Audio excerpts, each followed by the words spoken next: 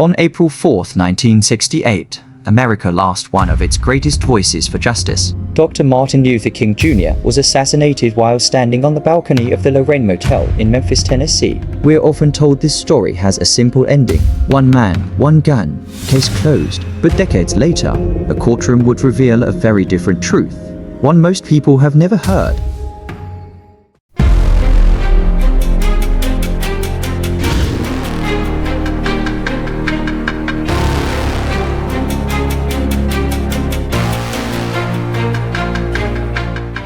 The official story says James Earl Ray, a white escaped convict, shot Dr. King from a nearby boarding house. Ray was arrested months later and pled guilty in 1969, only to immediately recant, saying he was pressured and set up. Despite his confession being withdrawn, the case was closed. No trial, no jury, no full investigation. For years, Americans were told not to ask questions.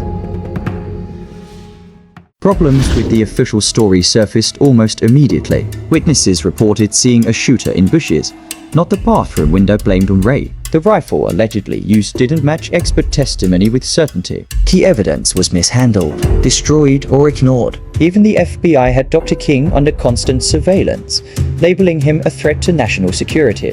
Dr. King himself knew the danger. The night before his death, in his famous speech, he seemed to have foreknowledge of impending danger. In 1999, over 30 years after Dr. King's death, the King family took the case to court. In a civil trial in Memphis, a jury heard 70 witnesses over 4 weeks. The jury concluded that Martin Luther King Jr. was killed as the result of a conspiracy involving multiple parties, and that James Earl Ray was not the shooter. The King family publicly stated they believed Ray was a scapegoat, not the man who pulled the trigger. This verdict stands in legal record, yet it received almost no mainstream media coverage. Acknowledging a conspiracy would mean confronting uncomfortable truths about government agencies, surveillance, and the cost of challenging power. Dr. King wasn't just fighting segregation, he was fighting poverty, opposing the Vietnam War, and demanding systemic change. History shows us a pattern. When movements threaten the system, the truth often becomes the first casualty.